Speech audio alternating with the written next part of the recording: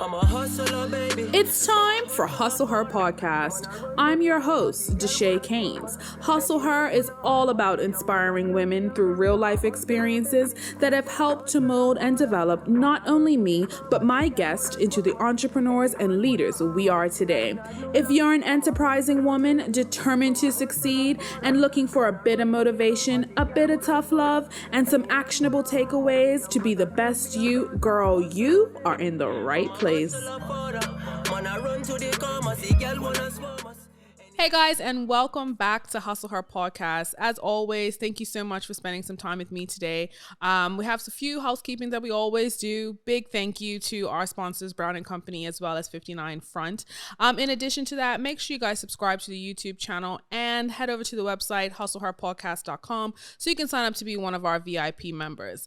So, in the house, my house today, is the amazing Director of Policy, Regulation, the Corporate Secretary, and Data Privacy Officer for the Association of Insurers and Reinsurers in Bermuda, is Suzanne Williams. Charles, how are you? I'm wonderful. Good. Thank you so much for joining me today. Absolutely. Yes. I can't believe we're finally here. I feel like I asked people and they're like, yeah, maybe we'll see.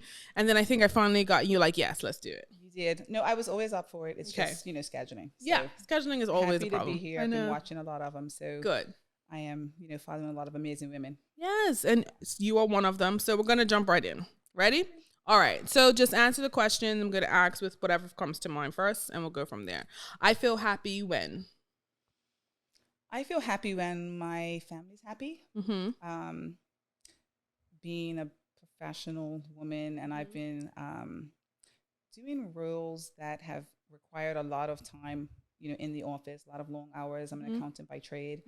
And I've tried to figure out how to make everybody happy. I will say that I'm a bit of a people pleaser. I might not come across as being that, but I'm even that in my role. I'm happiest when everybody seems to be satisfied with what I've done, and whether it's at home, whether it's in the office. That makes me happy. Friends, do you want to go somewhere? Yes. Even when I don't want to go somewhere because I feel like they want me to. I've gotten better. Okay. As you get older, that's the beauty of age. You have a little bit more of that recognition that you should come first in certain instances. But I have, spent a lot of my time trying to make sure that everybody's happy, and it's exhausting. Yeah. But, I found a bit of more balance in that. I found a bit more balance. All right. I feel sad when? I feel sad when I feel like I'm not in control of things. Again, trying to change or reframe that a little bit, because you don't have to always be in control. Yeah. I am. It's hard though.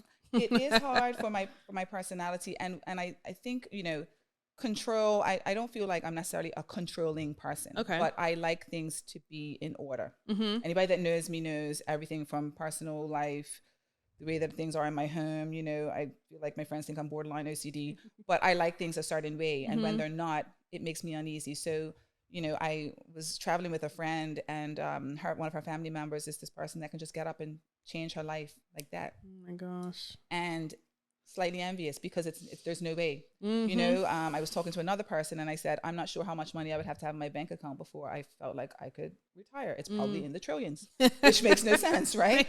But it's about knowing how things are going to play out is really my comfort zone. So when I want to make plans, where are we going? When are we going? What time are we going? If people are being flaky, it stresses me out. Yeah. So just that lack of being able to know how things are going to play out, and that stability, it makes me uncomfortable. It upsets me. So, but I've tried trying to adjust a little bit to know you can move on and things will be okay. Yeah. Okay. All right. I feel love when? I feel loved when I'm heard and understood. I feel like, both in personal and the term loved I'll take it a bit outside of that, but even in personal life, as well as in professional life, if I feel like you have understood what I have to say, my perspective, even if you don't agree with me, even if we never get to that place of agreement, I feel like I'm content, and I feel like you've respected me. Yeah. Then that's when I'm okay. Okay. And that can be on both sides, like you said, personally and professionally. I don't expect, I'm not, the head of my organization. But if I feel like leadership is listening to me, even if they make another choice, it's their right. But I'll feel valued. So from a work perspective, I don't expect to be loved, but I expect to be valued. And at home, I expect to be, respected and heard. And if I'm not, then I don't feel that love. Got it. Okay. And then trust is to you. Trust is. That's a hard one. When I think about trust, I think about honesty and communication. So I feel like trust for me is someone allowing me to be myself and respecting and loving me for that person, even if that person on any given day is not great. It's allowing you to fail and still be there. So I feel that I feel most trusted again in both worlds. Yeah. When I'm allowed to be me, and I don't have to apologize for being me, and I'm valued for being me. I feel a sense of security, and I feel like that person in whatever relationship it is, whether it's personal or professional, is trusting me. Yeah. They're letting me be, and they trust that everything will be okay. Nice. Okay.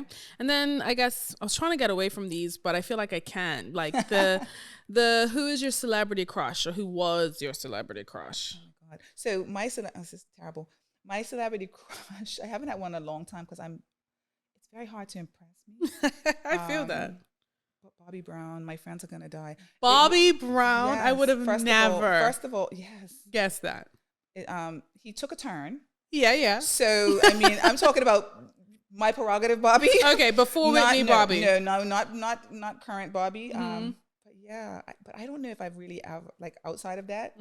But that was the posters on the wall. That was all the things. So I know any of my friends that end up seeing this would be like, absolutely, she was obsessed. Wow. Okay, Bobby Brown. Yeah. Everybody talk. I think I only know like 2 Bobby Brown songs. I'm not surprised. I aged myself. I did all of that in one response, but that's fine. I've also embracing age, so I'm fine with that.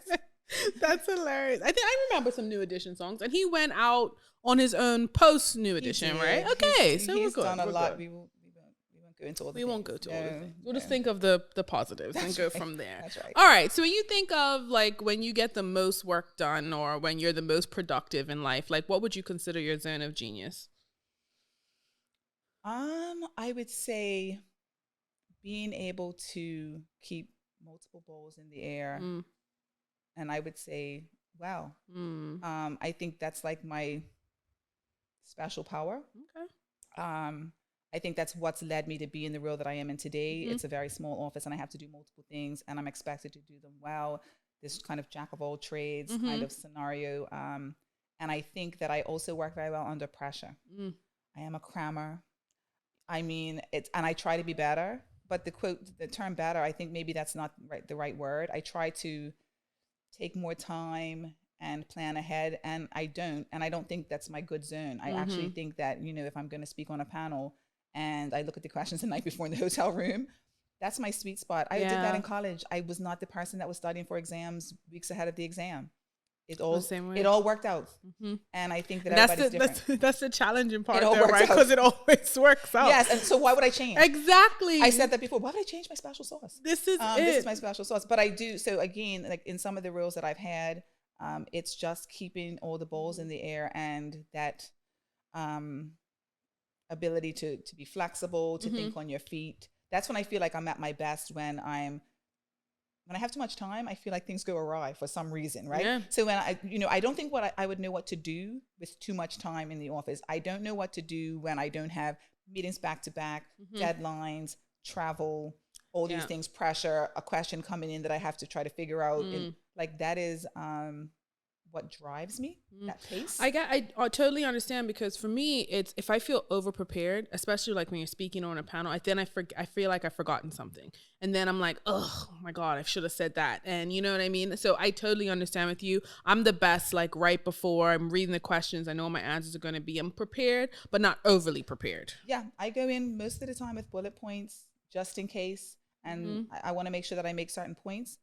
I also don't like to come across as heavily scripted. Yes. And I mean, I understand why sometimes in certain roles and, different individuals have to be more scripted than others because their roles are critically important to sometimes the running of a country, right? Exactly. Or some other large organization. But I tend to be better when I just knew I want to hit these points. And I try to tell myself they wouldn't ask you to speak on this if you didn't have something in your brain that made sense, right? So I try not to get too worked up about it. And it's worked. It's worked all the time. Why switch it? Exactly. No, I totally agree with you. So tell me about little Suzanne. Like, what did you like to do when you were younger? Little Suzanne. So little Suzanne was a tomboy because there were no girls in her neighborhood her age. Really? And it was hilarious. So I was fishing and riding bikes and running through the bushes for the longest time. And then I was introduced into dancing by my mother. So I did ballet at Russian School of Dance for a few years, and then I wanted to do more things. At that time, they didn't offer more than ballet. I moved to Jackson School of Dance, and then I literally danced for the rest of my life, probably 7 days, 5 days a week. Wow. When I finished, before I went to college, it was probably like 5 days a week, maybe sometimes 6 or 7, depending on what the weekend was like at Jackson School of Dance. And I still teach up until today. Really? What do you teach? I teach tap. Oh. I was teaching ballet for a period of time, so I've taught both over the years. I feel like the discipline, so I don't, like, failure is not an option, which sometimes is to my detriment. Not doing the absolute best job that I can do is not an option, which sometimes might be to my detriment because my work ethic, I think, sometimes I'm like, you could actually just pull back a little bit, but it's not really in me. But I think some of that was because of dancing, because of the discipline that you need from that. So I think that it helped to shape the personality that I have today. I also think to a certain extent, even when work is really tough and it's hard or painful in quotes, it's part of it because there's no pain in dancing. It hurts. Yeah. So what? Keep going. Right? When you want to be, at a certain level, you just keep pushing through. So, I enjoy it up until today. I have retired multiple times, probably every year for the last 5 or 6 years. Yeah. But then it's like, it's also a family, it's a community there. So, dance pretty much defined my younger years. I did track and field, but I had to pick one after a while. So I did a lot of sports up until high school. But then once I got into high school, I had to choose. And so it's definitely my love. Yeah. No, I totally agree with you about the having to choose. Growing up, very similar with me. Like, I did a few things, and then I remember I had to choose between like taekwondo, basketball, and like student government. And I really liked taekwondo, but it ended up being what I had to give up essentially, because you just can't do everything. Absolutely. And when you're in like those final years of high school, it's like, okay, what are you really going to commit to? Because high college applications, all that type of stuff, like what are you really going to excel at? So I totally get that. And I think I wish I would have figured out earlier on what I liked the most, because I liked it all. Yeah. Because I feel like I would have been better at least one of those things. I totally agree. I had to figure it out. My body was telling me you can't do all these things. Something's going to give.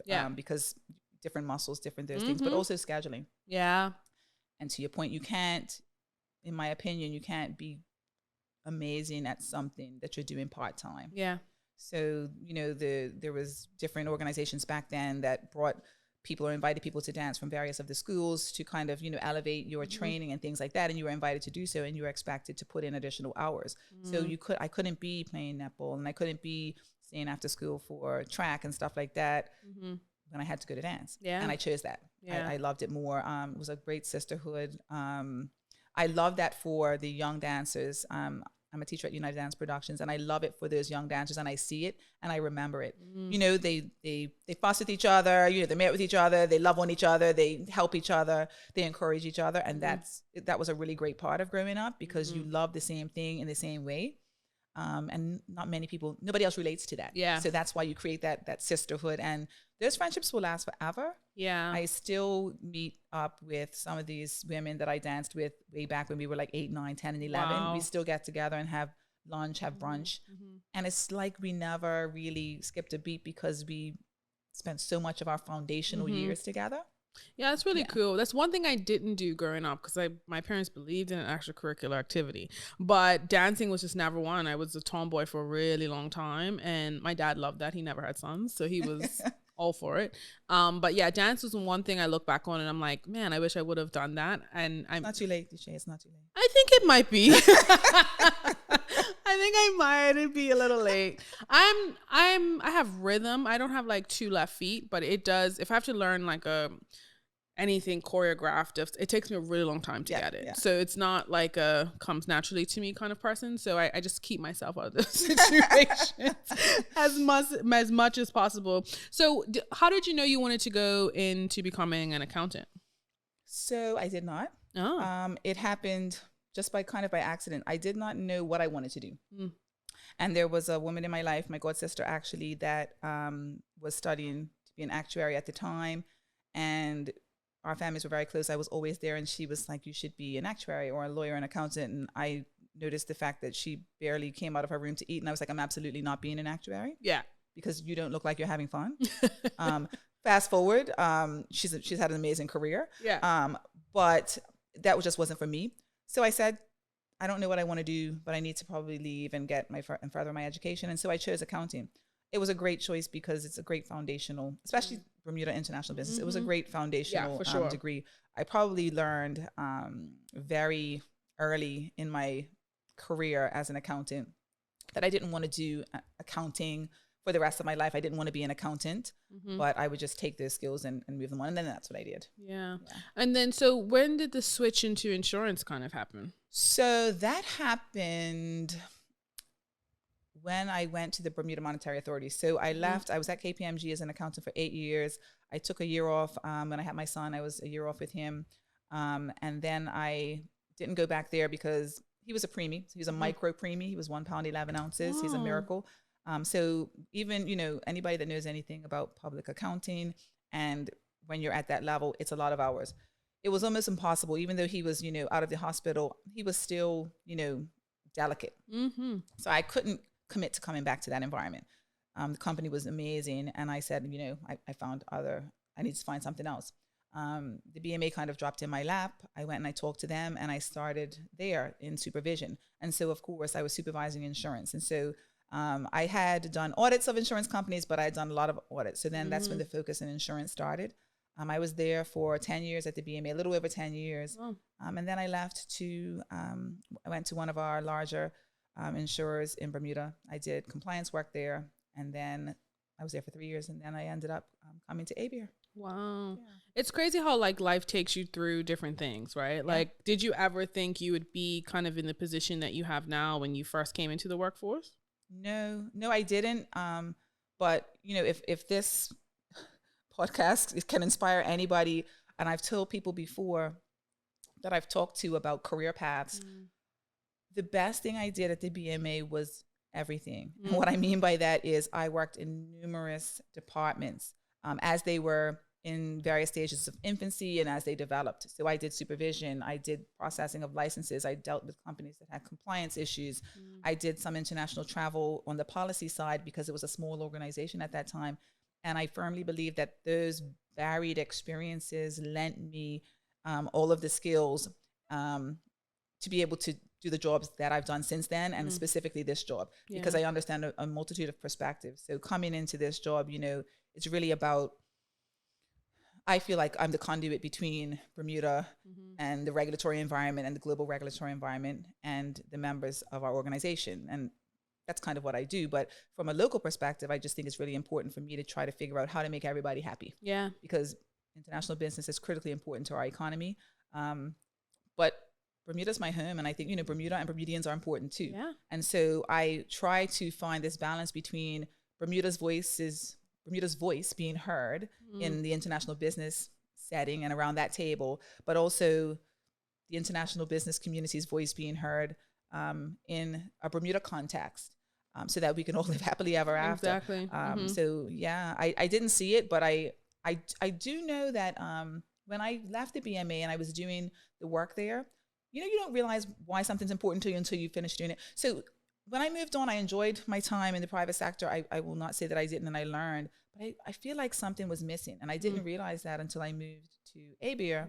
And I think what it was this importance, like you're doing something more important than just a paycheck, right? Yeah. And that's fine. I'm not It's saying that fulfilling. everybody has to, but Yeah. I think that depends on what feeds your soul. Yeah. And I feel like at the BMA, I understood that the work that that organization does is critically important to Bermuda because of the importance of insurance specifically.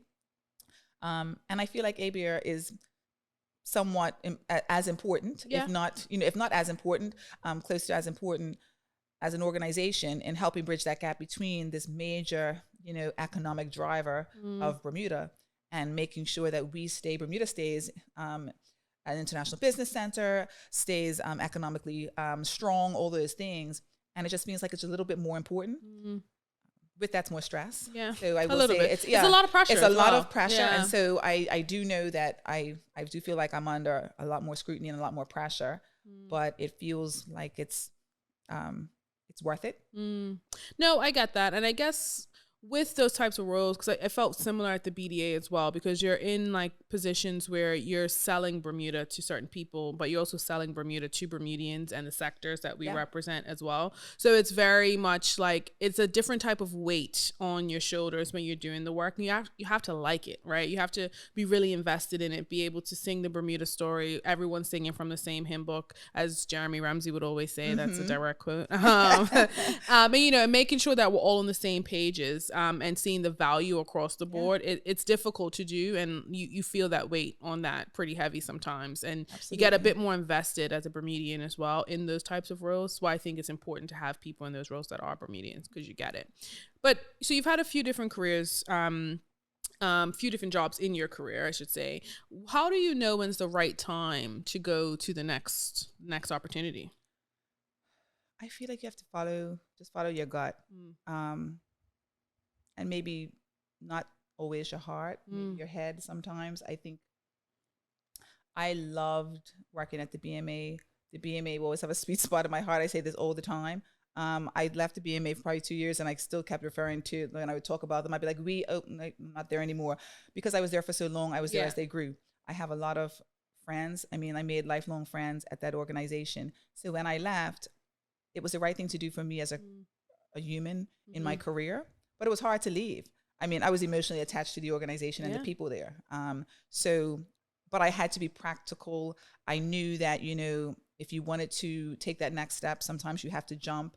There was a number of things saying this is the time. And so I did. So I really think you have to maybe weigh some of the pros and the cons, but then realize that change is not always going to be comfortable. Most of the times it's not. I don't really like change. It goes back to, I like things like this, but I've learned, and especially in the job that I'm doing, no day is the same. I never do what I plan on doing, and so I've learned to be a bit more flexible. But I would say to people, don't be afraid of something new. Don't be even afraid of failure. I could have probably been at the BMA for the rest of my career, the rest of my working life, and never had to worry about being made redundant, right? The BMA, I used to always say, if there's one company to regulate, I'm still going to have a job, right? And it's not far from being true. Moving into the private sector, mergers, acquisitions, redundancies, right? But I didn't let that stop me from that next step, because I said, you have to have faith in yourself that, you'll figure something out. So really just believing in yourself as well, knowing, feeling it, and then believe that you're going to make it happen. And if you don't, you'll figure it out as well. Yeah, absolutely. I think sometimes we get so afraid of making jumps as women in particular, because it's okay, I know the role that I'm currently doing and I'm comfortable in it. And then going into something else, am I qualified to do it? Do I have the experience? Like all of those different types of things. So I think, and I've heard it before, sometimes it's imposter syndrome as well. Oh my goodness. Which is crazy, right? Because we are in an environment sometimes where you don't even realize that that's what it is, and it's actually holding you back. And it's just, I don't know. I love the fact that you've moved around in your career, because we haven't really seen a lot of that until like later millennials and now Gen Zers. They don't believe in staying anywhere long. And so I like that you've done the different things, because with some people it's like, oh yeah, I was in this organization for 30 something years, and it's just like, and you just didn't want to do anything else ever. Right. And it's good to, I think, change, and you're doing really well in it. But I did want to know, how is it going from an organization like the one you were previously to being at ABEAR now with just 2 people in the office? Like how, well, 3, it's 3 of you, right? It's 3 of us. So it's, it can be challenging at times. I will. So just a quick story. When I was interviewing for the role, when I was speaking to my current boss and then the former leader who was kind of transitioning his way out, I remember him saying to me, there's going to be times when you're going to be very alone and not think you know what to do because you don't have anybody to bounce anything off. Most people can just, oh, this is what I was thinking. What do you think of this? And that has happened.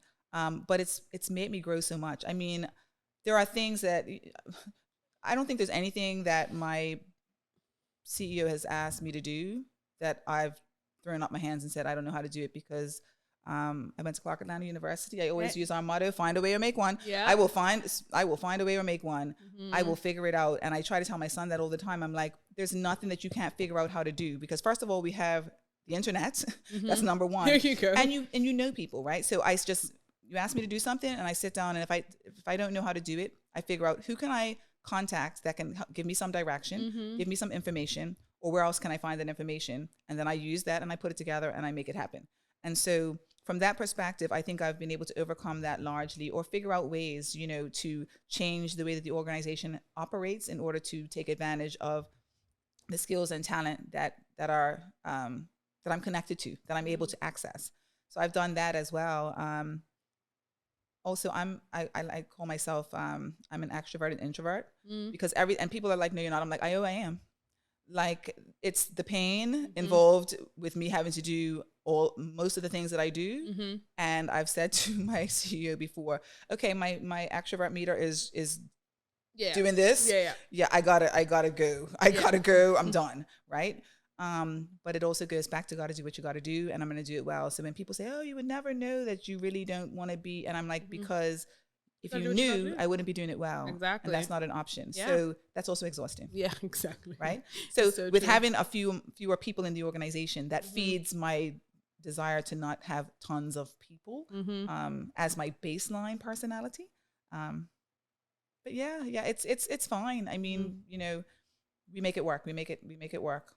Which is good. I mean, you mentioned about introvert, extrovert, and I was reading something the other day and it was like how you really can tell if you're an introvert or an extrovert is how you recharge. Like some people recharge around other people and that makes them an extrovert. And an introvert is you recharge like not necessarily alone, but with your nucleus, watching TV or doing something a bit more quiet. And I was like, well, maybe I'm a bit more of an introvert than I thought I was. Yeah. Because I prefer that to recharge. Like if my overstimulation is doing this, it's time to be, by myself or whatever that may look like in terms of recharging, because going around more people doesn't work. And I think you're right. I think for me, I realized because when I say that, people challenge me, but you have, so many pockets of friends, right? They're people I know all day long. We could do that all day long. I'm a person that I don't get caught up on formalities. Like if you are my friend and you're in my neighborhood, you don't have to just come. You might catch me looking crazy. And you might have to deal with that because I'm also not going to be like, I need to get myself. No, you're going to just have to deal with the way that you find me because you came. But cocktail parties and conferences and things where I have to do this with people that I don't know, it is draining, but it's necessary. So, but some people feed off of that. Some people love that, right? I don't love it, but I recognize the importance of it to the work that I do.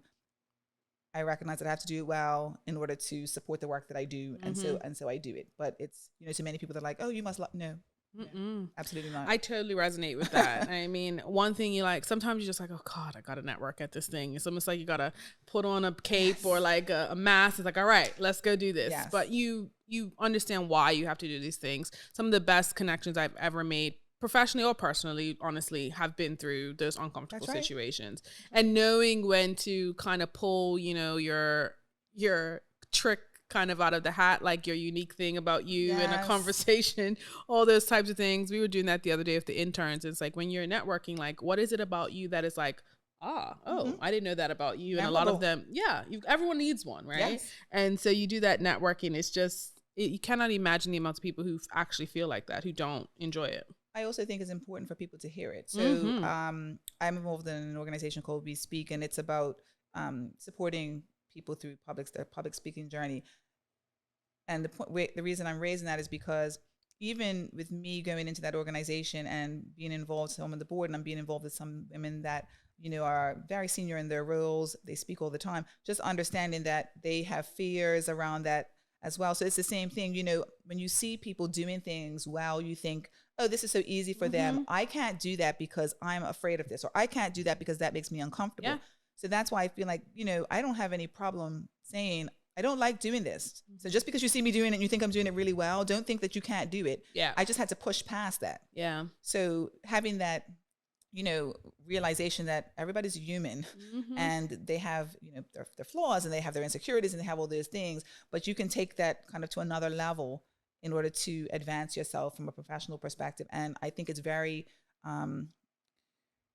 motivating to know that it's sometimes just as hard for other people that seem like they have it really easy. And that was one of my ahas when I was sitting around some of these women that I had never met before. And I was like, you spend 2 weeks, planning for what you're going to say on a panel. That's amazing. I spend 2 hours.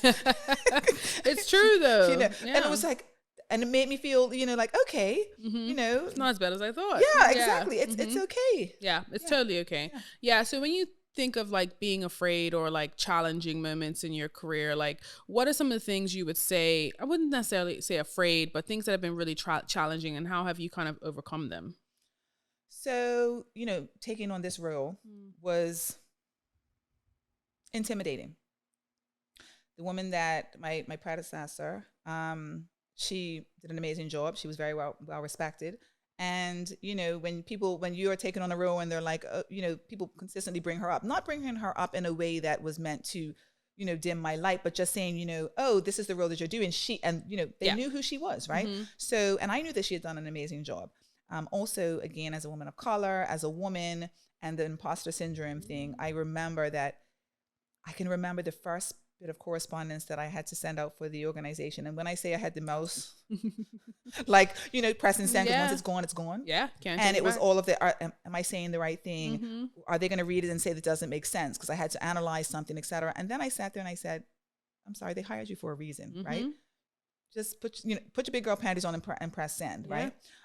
So overcoming those situations was really just about reminding myself, and of course this takes time, but reminding myself that I'm here for a reason. Yeah. I belong for a reason. Somebody made the decision that I was the right person to do whatever it was, and not to get in my head about, somebody might not agree, or somebody might be evaluating me, because that's okay. You don't even have to agree with what I've sent. You don't have to agree with my perspective, but I belong here. I was invited to whatever it was for a reason. Again, I think sometimes these things are easier to say than to do. And again, youth is great, but age brings you some of this, I'm going to let all that stuff out of my head. I'm going to get out of my head and I'm going to move on because I'm here, I belong. Yeah. But yeah, just really remembering why I'm in the room, whatever the room is. Yeah.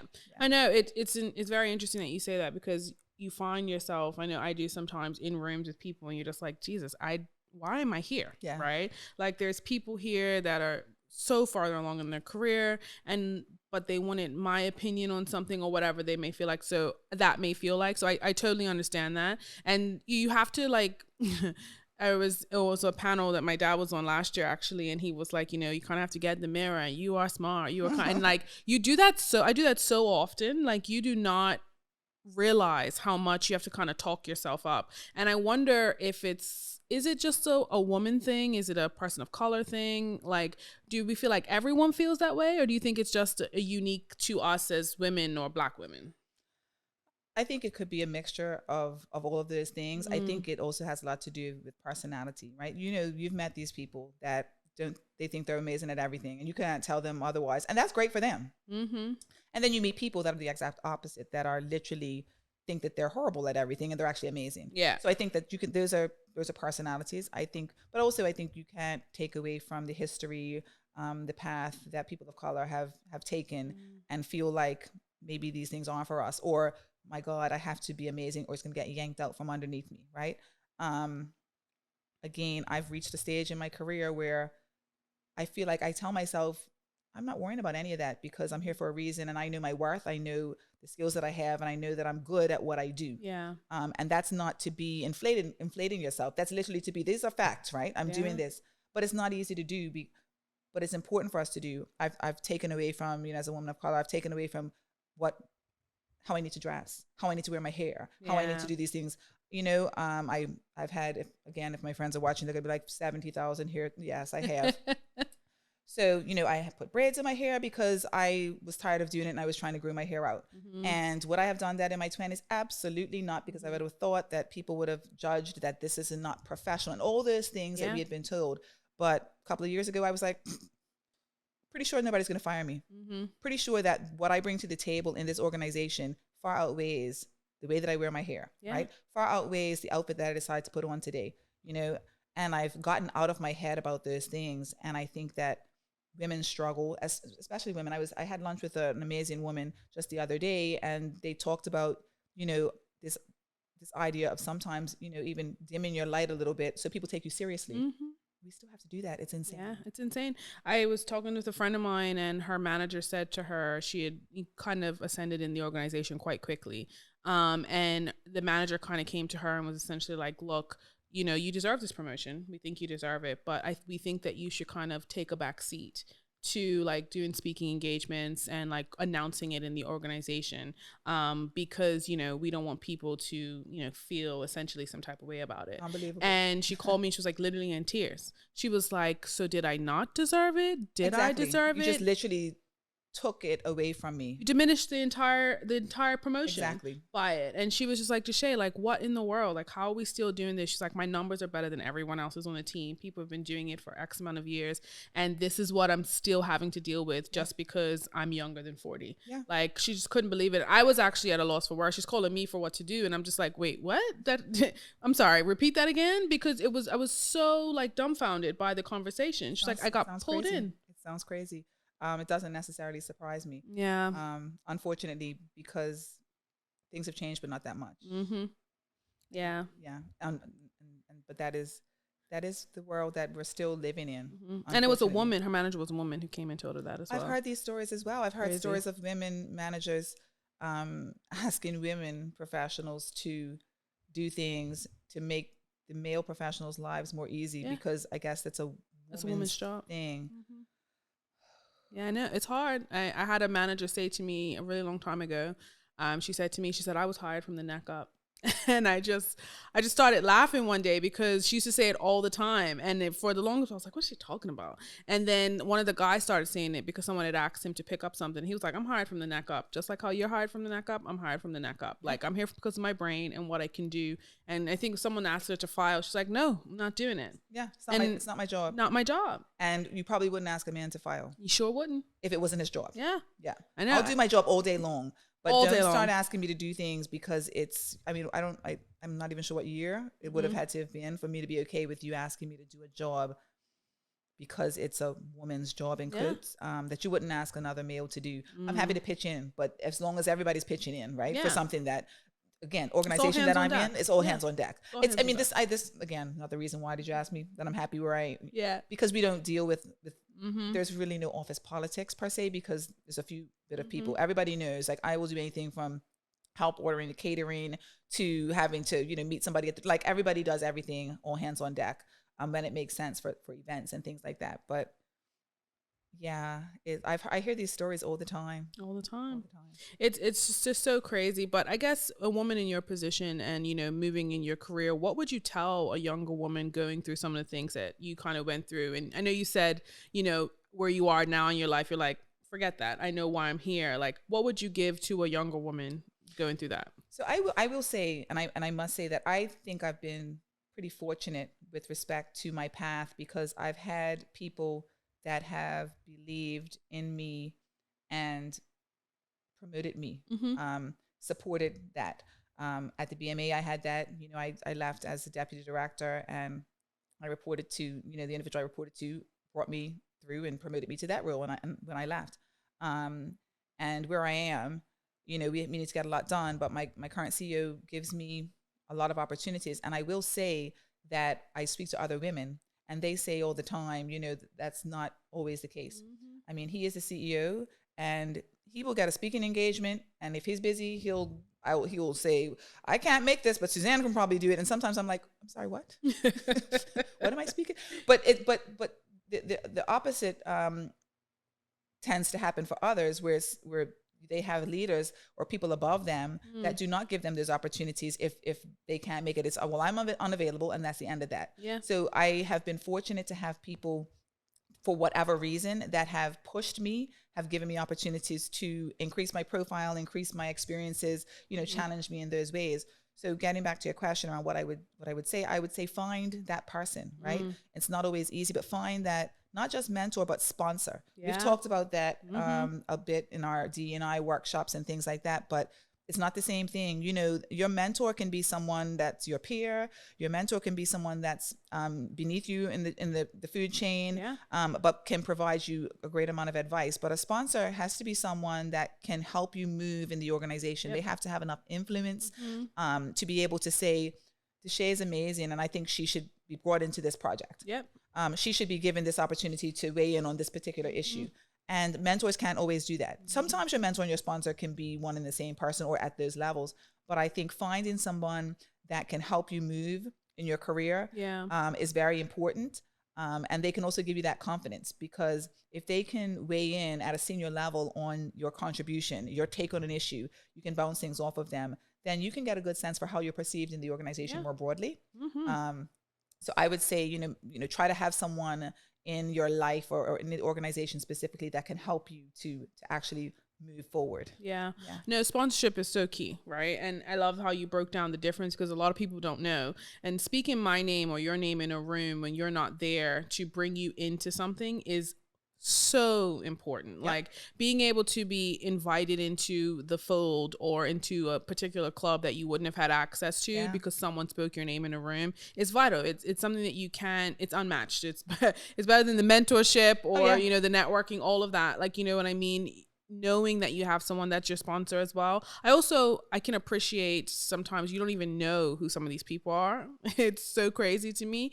But doing that for other people as well is also really important. That's something that I'm learning. Totally agree. I probably spend a couple of hours a month having a coffee or a call or some contact with someone about their career. Sometimes it's people that have been doing something for 10, 15 years and want to make a change. Sometimes it's an intern. Sometimes it's a student. And I probably have never said no, because I think it's part of my responsibility. If people think I have something to help them with respect to moving along in their career, why would I say no? Number one. And people did that for me. I had people in my life, and I think that it's not always the case. And so, of course, and very often I've literally been able to give people, advice that has helped them. I remember a young girl who wanted to talk to me about, her progression. And I met with her, and I met with her very quickly. And I looked at her resume and things like that. And then when I met with her, I realized that, she was very shy. And I said, this is why you're not getting these roles. And I sent her, I said, you need to go and be a part of We Speak. And she went to the boot camp. Good. Well, she has a new job, and she's had it for some time. She may see this, she may not see this. I'm sure she'll remember. But the point is, I'm not going to say that was the reason why she got it. But I think that, just having a little bit more confidence and speaking up and being able to interview a little bit better probably helped, right? But also you telling her that, because she's probably meeting with all these people, and let's be real. You're amazing. But realistically speaking, you could go and do all the designations you want. When you sit in the room with someone that's going to be speaking confidently and, with authority, they're forgetting what you're saying because they can't get past the fact that they can't imagine you being in a room, being able to influence anybody to do anything. Exactly. Even though she was very smart. And I think that I know many people that have been to We Speak boot camps. They talk about how they walk away having gotten over that. I'm terrified to say something in front of people. So I feel like, you can't really go through the boot camp without changing yourself a little bit. Right? It forces you to, you know what I mean? Like, because you have to come in there prepared to say something. And I like how We Speak works, like as a coach in particular, like you start with a smaller group, then it gets to a bigger group, and then it's not forcing you to do it, but then you do it in front of everyone, right? And it builds momentum throughout the whole day, and the confidence as well. Exactly. There's no greater feeling than someone that was so shy to go in the 6 people group Exactly. that goes up at the end of the day in front of the whole crowd, right? It's And no you better see it. feeling. And I think it's also that, did I die?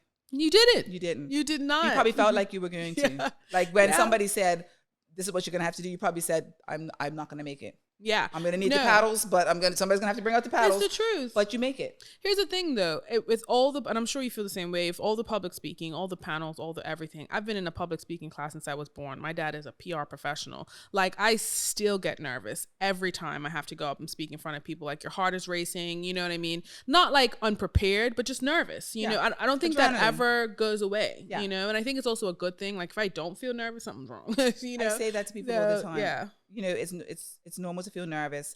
I'm fortunate that I don't get super nervous. I don't lose sleep. Yeah. I don't, but that morning I tell people, I know that I'm human.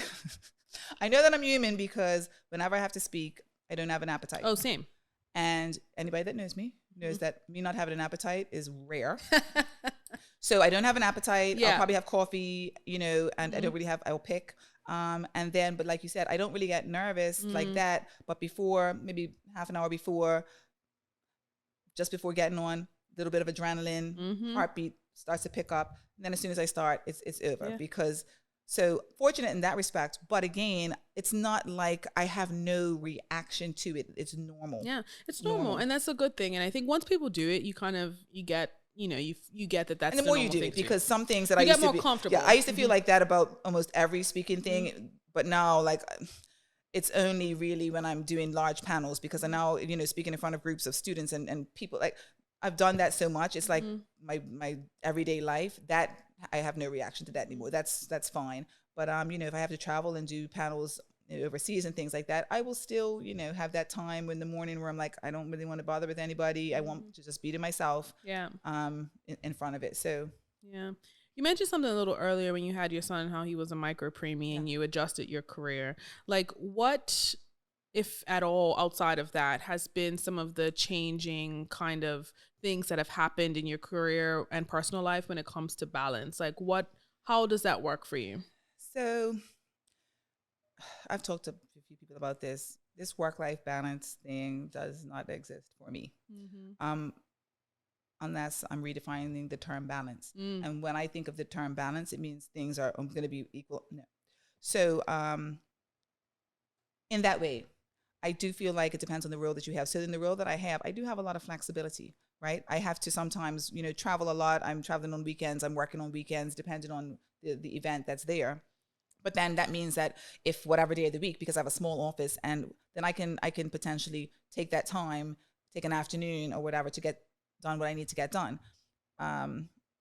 It needs to just all get done and nothing can slip through the cracks. And that's the end of that. And that's in this role. When I was, you know, earlier in my career, there were large organizations and the structure has to be a bit more defined. And so I spent time, I don't know how many football jerseys my son got out of Gatwick Airport, guilt presents, traveling and bringing them home. And I didn't travel as much as I have to travel now. So I think everything in its time, I think I'm where I should be for that. But I was able to balance it very well when he was younger. Pretty well when he was younger. I do know that if I was doing this job then, I would feel very stressed about that. I do remember doing calls. I can remember being in Australia on business, and, you know, he thought it was so funny because it's morning and then night and whatever, and he'd be saying, "Morning, mommy," and, you know, it's nighttime, and he was so tickled that he realized what it was. So those trips were there, but I had a really good support system. You know, even my mother had retired by the time he came along. So because he was fragile in his health at that time, he's fine now. He's a pain just like every other 19-year-old. So, you know, he's completely healthy in that respect. Yeah. But he was able to go with her. So that, you know, when it was no need for me to find, you know, people to sit him and those things. So she had that extra time. Yeah. So I think that it's not like that for everyone. And I know a lot of women that have that guilt along with it. Children are resilient. Yeah. Children are really resilient. Yeah. And we probably are harder on ourselves for things that we think that we're supposed to be doing than we really need to be. Children don't need much. They don't. And also really you don't remember a lot either. if I'm thinking about it. They don't need much, especially if you spend, when you are there, it's quality. Mm-hmm. That's what they remember. You remember what's important, and you remember the good. You remember good, and you remember bad. That's right. You don't. Right? I mean, if you're not leaving the child, with like a slow feeder that you leave for your dog, then the child would be fine. If the child has a human taking care of them, like if you're doing that, you might need to rethink your approach, right? But otherwise, in that, it's the truth. I know. Fine. I was just telling a friend of mine who's just having some difficulty leaving her daughter for the first time, and I was like, look, my parents weren't together growing up, and very few times do I remember a lot of that. Right? Like I don't remember. I was happy. It wasn't a bad situation. It wasn't anything like that. But I don't remember it. And I wasn't saying it to her being like, it's the same thing. I was like, she's going to be okay. Like your daughter's going to be fine. She's going to be fine. It's going to be okay. There are special occasions, and we tend to, as parents, make them special. Mm-hmm. Right? So was I missing my son's birthdays? No, I wasn't. Did I sometimes have to miss something at school because I was traveling? Sometimes. Yeah. Did I make sure that somebody was there? Absolutely. Yes. Mm-hmm. So if you have a support system, they are fine. Not everybody can be there for everything. You can try.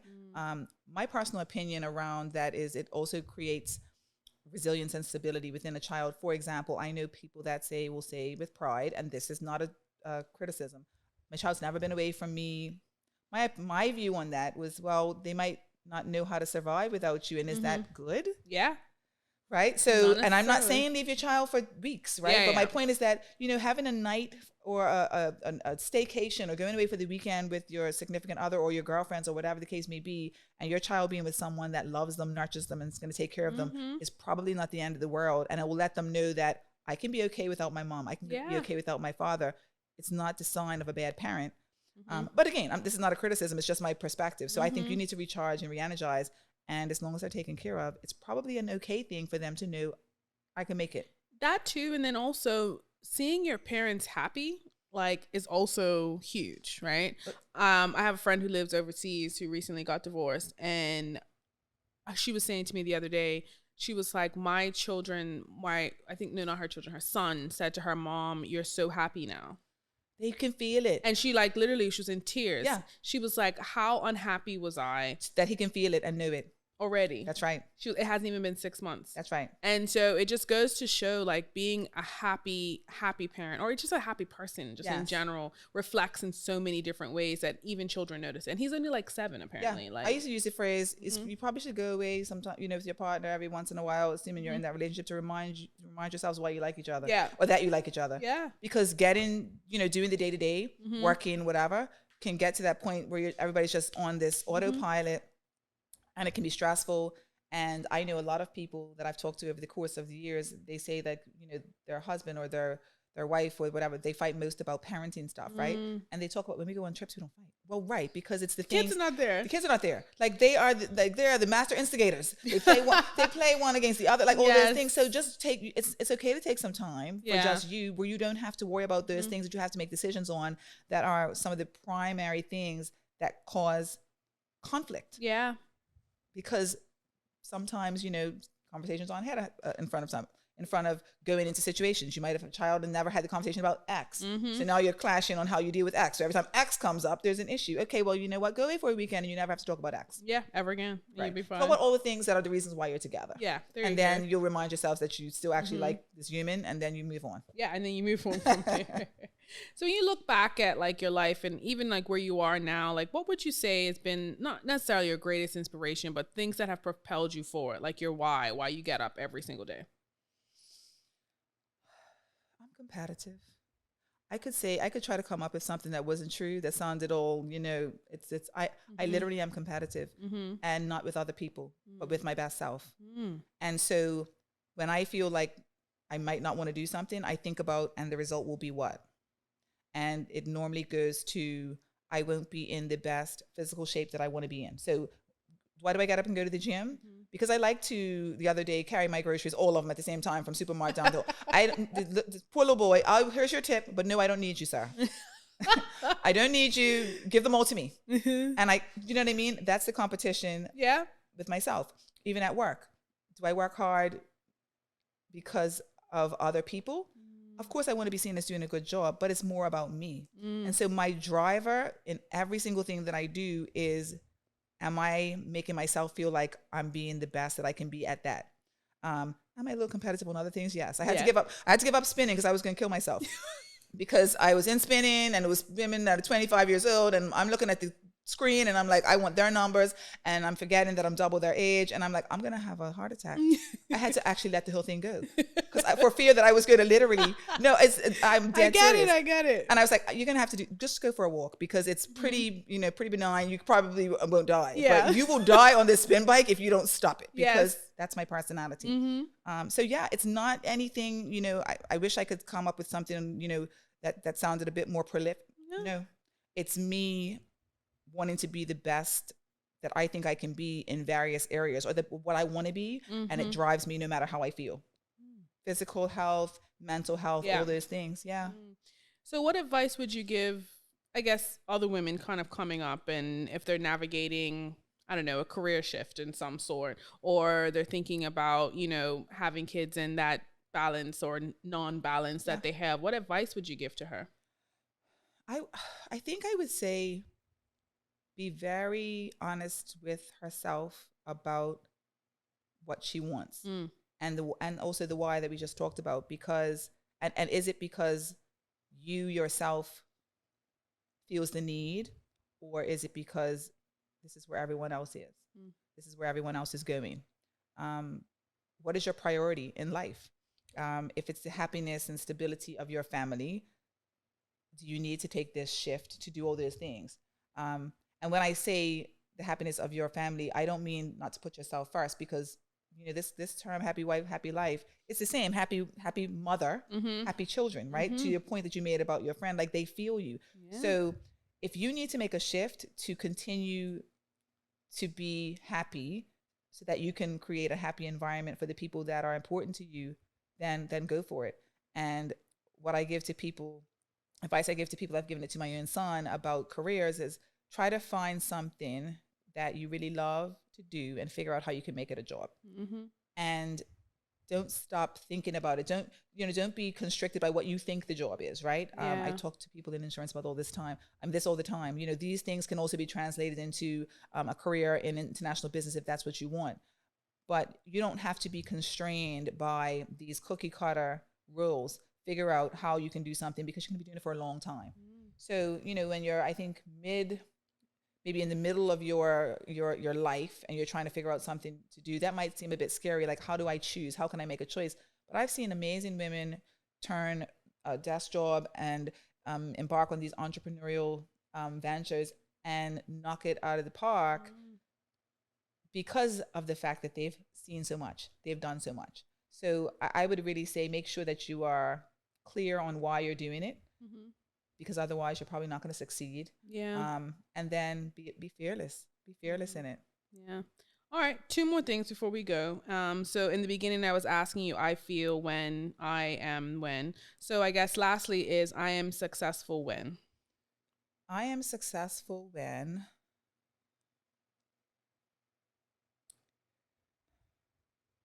I struggle with that. Maybe I struggle with the way that I'm going to answer it, because so I'll answer it a different way and hopefully it satisfies. So success, obviously, in my opinion, should be different to everyone. What is success to you? So for me, success is being able to live the life that makes me happy. So I feel like I'm successful now because I am happy. I am happy with my life the way that it is. If somebody dropped a bag of money on my lap, would I throw it? No. But do I need more? Yeah. No, because I can travel. I can have social interactions with my friends that I feel like are meaningful. We can do things together as a group.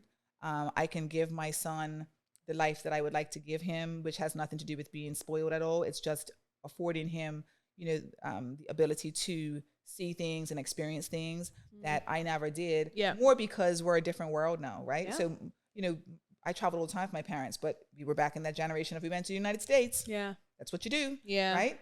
And it wasn't because we couldn't go anywhere else, but people have changed and the world is completely open, right? So I want him to experience those things. So I feel like I feel success in that I am completely content with my ability to make my life, or I'm content with my life the way that it is.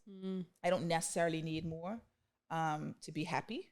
And that's what I think, in my opinion, success should be, is when you have what you need to be happy in your life. Love that. I am not done, but we are wrapping up on time. So I'm going to ask you the last question we ask everyone before they leave the couch. What do you want to be remembered for? When you're no longer on this planet and someone says, Suzanne Williams Charles, what do you want them to say about you? What do you want that core memory to be? I would like to think that people remember me for being there. From a friendship perspective, I feel like I am a very reliable friend to my friendship group. They know that they can call me for anything, whether it be to talk about something, to, for financial support if necessary, because if you need something, and I think that anybody that's my friend would know that I'm somebody that would be there. And I pride myself in that, because if I can help you, even if I have $10, you need 5, right? I will do that because you're my friend, and that's how I treat my friends. So I would love to be remembered as being somebody that is there when needed to be. And I am busy, so it doesn't mean that I'm calling you every 5 seconds, all those things. It's just that, you can pick up the phone. If you haven't spoken to me in an entire year, you can pick up the phone. And if you have to ask me something, then I'm going to try to figure it out for you, right? Yeah. And then professionally, I think I would also like to be remembered as being someone that, again, can be relied upon to get the job done, well respected. Ethics is very important to me. I've said this to people before. They will hear me say, I know that there's many ways to get a job done, but I'm not breaking the law, and I have to be able to sleep at night. Yeah. So, I don't cross lines and boundaries, but I want to be known for getting things done in a very classy, professional, and well-respected way. And that's how I would like to leave my business career, and just as a friend that can be relied on from a personal perspective. Yeah. I love both of those things. That's amazing. That's something that I feel like you got those check boxes down. So if anything happens, I think you're good. So I don't know. Look, she's joking. I'm joking. Knock on wood. She's joking. Joking. No, that's yes. that's really the most important things. Yeah, that's good. Well, thank you so much for spending some time with me today. I really appreciate it. So if anybody wants to get in contact with you to learn more about you, or take up some of that, few hours you have a month to pour into younger colleagues, how would they do that? They can email me. Okay. You want me to? Yeah. So it's Suzanne.Williams-Charles@abir.bm. Okay. Yeah. Perfect. All right. So thank you for allowing me to be part of this club. Yeah. So now I'm a club member. We love it. All right. Thank you so much You're again. welcome. All right, guys. So we just had an amazing episode with Suzanne Williams Charles. If you, like she said, if you want to get in contact with her, if you want to learn more about her, just kind of pick her brain about her career. She's very open in that regard. Make sure you email her, and she can find some time to connect with you. Again, big shout out to our sponsors for this episode, for this season, actually, Brown & Company, as well as 59 Front. Some of the accessories you see here on set today did come from Brown & Company, and we'll mention some of the books that you'll see later on in the episode. So make sure you subscribe to the YouTube channel to stay abreast of all the new episodes that we have coming out. And then on top of that, make sure you head over to the website, hustlehardpodcast.com. Sign up, become a VIP listener. We're doing some really cool giveaways, maybe some of the stuff you see on set, and as well to get some updates. You can see the show notes. You can read Suzanne's bio, and a little bit more about her you can find there. Thanks again for watching Hustle Her Podcast. Hey guys, thanks for watching that episode.